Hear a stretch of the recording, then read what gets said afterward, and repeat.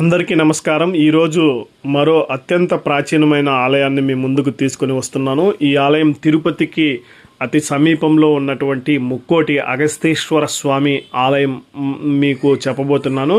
స్వర్ణముఖి నదిన అత్యంత ప్రాచీన కాలంలో వెలిసిన 5 శైవ క్షేత్రాలలో మొట్టమొదటి ఆలయమే ఇప్పుడు మీరు చూస్తున్నటువంటి ఈ ఆలయము. ఈ ఆలయంతో పాటుగా తిరుచానూరు యోగిమల్లవరంలో ఉన్నటువంటి పరాశరేశ్వర ఆలయం, అలాగే గాజలమన్యంలో ఉన్నటువంటి ఆలయంతో పాటుగా గుడిమల్లం ఆలయము, చివరన శ్రీకాళహస్తి ఆలయం, ఈ 5 ఆలయాలని అత్యంత ప్రాచీనమైన శివాలయాలుగా భావిస్తారు. ఈ ఆలయము అగస్త్య మహాముని స్వహస్తాలతో శివలింగాన్ని ప్రతిష్ఠించారు. ఈ అగస్త్య మహాముని ఆశ్రమం వద్దనే స్వర్ణముఖి నది ఒడ్డున ఈ ఆలయం ఉంది.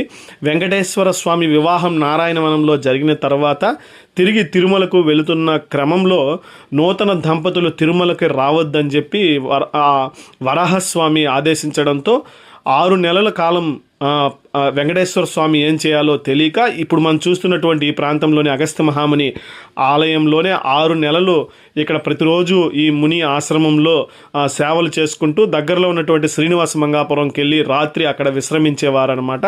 వెంకటేశ్వర స్వామి 6 నెలలు ఉన్న కారణంగా దానికి తోటు సాక్షాత్తు శివస్వరూపమైనటువంటి అగస్త్య మహాముని పాదస్పర్శతో తరించినటువంటి ఈ ప్రాంతంను స్థానికులు అత్యంత పవిత్రమైన ఆలయంగా భావిస్తారు. ఈ ముక్కోటి అగస్తేశ్వర స్వామి ఆలయం మనం చూస్తున్నాం. ఇప్పుడు ఈ స్వర్ణముఖి నది నుంచి కొంచెం పైకి వెళితే మనకి అగస్తేశ్వర స్వామి వారి ఆలయం దర్శిస్తుంది.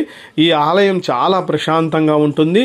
ఆలయానికి అభిముఖంగా నందీశ్వర స్వామి వెలిసి ఉంటారు. అట్లే ఆలయంలో అనేక అనుబంధ ఆలయాలు కూడా ఉన్నాయి. శ్రీకృష్ణ ఆలయము, హనుమాన్ మందిరంతో పాటు దత్తాత్రేయ స్వామి మందిరంతో పాటు కూడా నాగాలమ్మ పుట్ట, స్థానిక గ్రామ దేవత అందరూ కూడా ఇక్కడ ఉన్నారు. ఇక ఆలయ పరిసర ప్రాంతాల్లో అంతా భారీ వృక్షాలు ఉంటాయి. ఈ వృక్షం నుంచి వచ్చేటటువంటి చల్లటి గాలులు, లేలేత సూర్య కిరణాలు అంతా కూడా మనల్ని ఒక ఆధ్యాత్మిక వాతావరణంలోకి తీసుకుని వెళ్తుంది అని చెప్పడానికి ఖచ్చితంగా మనము చెప్పాల్సినటువంటి పరిస్థితి ఉంది.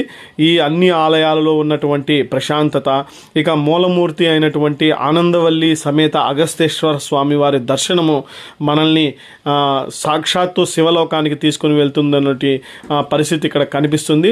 ఈ ఆలయాన్ని మీరు తిరుమలకు వచ్చినట్టు ఇప్పుడు చూస్తున్నాం మనము. ఈయనే మూలమూర్తి అగస్తేశ్వర స్వామి వారు, అలాగే ఆనందవల్లి అమ్మవారు, ఇద్దరిని కూడా దర్శించుకోవడం మన పూర్వజన్మ సుకృతంగా మనం చెప్పవచ్చును. ఇక్కడ శ్రీరామాలయంతో పాటు అత్యంత ప్రాచీనమైనటువంటి వృక్షం కూడా ఉంది. ఈ వృక్షంలోనే దేవతలంతా కూడా నివసిస్తారని యొక్క భక్తుల యొక్క విశ్వాసం. ఈసారి మీ తిరుమల ప్రయాణం